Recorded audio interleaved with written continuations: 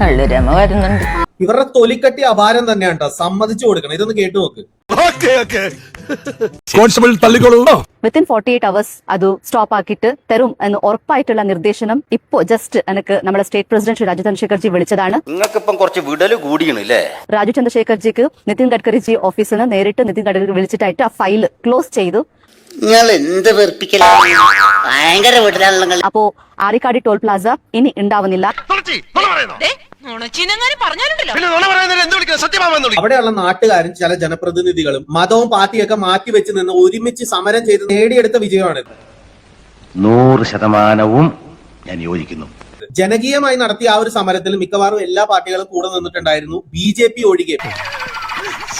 BJPയുടെ ഒരു നേതാക്കൾ പോലും ആ ഒരു പരിസരത്തോട്ട് പോലും അടുത്തിട്ടില്ല. BJP പരിസര പ്രദേശത്തില്ല.